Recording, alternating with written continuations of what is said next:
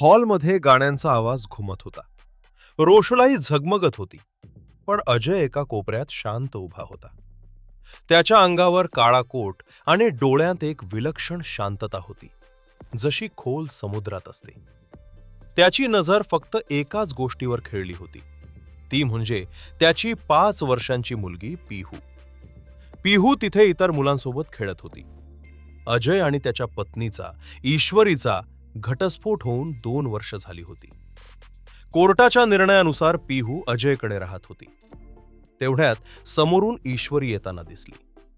निळ्या साडीतली ईश्वरी सुंदर दिसत होती, पण तिच्या चेहऱ्यावरचा तो जुना आनंद हरवला होता. अजयनं तिला पाहिले, पण तो जागचा हलला नाही. त्यानं फक्त आपले हात कोटाच्या खिशात घातले आणि तिची नजर टाळण्याचा प्रयत्न केला. ईश्वरी जवळ आली. दोघांच्या मध्ये एक न दिसणारी भिंत उभी होती.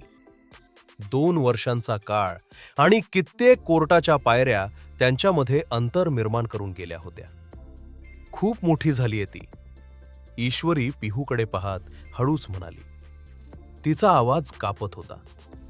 अजयनं एक दीर्घ श्वास घेतला आणि पिहूकडे पाहत संथ, गंभीर आवाजात म्हणाला, वेळ कोणासाठी थांबत नाही ईश्वरी, आणि मुलं तर वेळेपेक्षाही वेगानं मोठी होतात.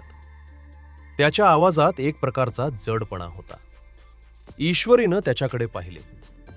तिला वाटले होते की तो आजही रागावेल, पण त्याच्या डोळ्यात राग नव्हता, फक्त एक रिकामेपणा होता. तेवढ्यात पिहू धावत आली आणि अजयचा पाय धरून उभी राहिली. तिनं ईश्वरीला पाहिले आणि ती आनंदानं ओरडली, मम्मा! अजयनं काहीही न बोलता पिहूला उचलले आणि ईश्वरीच्या हातात दिले. त्या स्पर्शातही एक संकोच होता. ईश्वरीला आता स्वतःवर ताबा मिळवता आला नाही. ती पिहूला छातीशी कवटाळून रडू लागली. तिनं विचारले, अजय, आपण हे काय करून बसलो?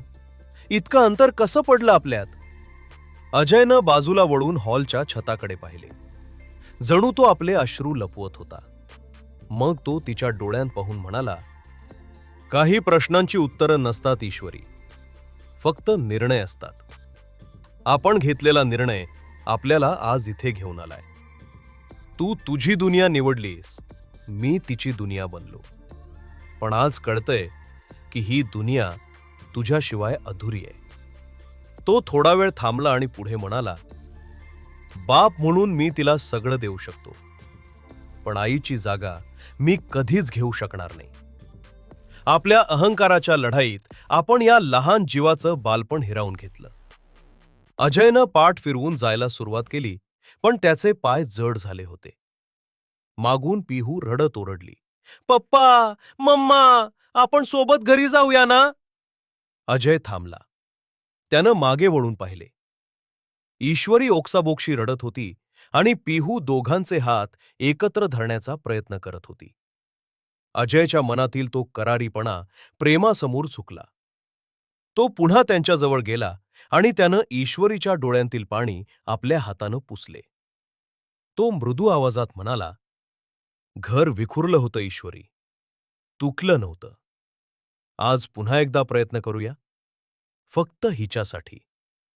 अजयनं त्या दोघींनाही आपल्या मिठीत घेतले. 2 वर्षांचा तो एकाकी प्रवास आज संपला होता. अजयनं पिहूला कडेवर घेतले आणि ईश्वरीचा हात हातात धरून तो हॉलच्या बाहेर पडला, एका नवीन सुरुवातीकडे. बाहेर पावसाची हलकी सर आली होती. जणू निसर्गही या दुभंगलेल्या मनांच्या एकत्र येण्याचा आनंद साजरा करत होता.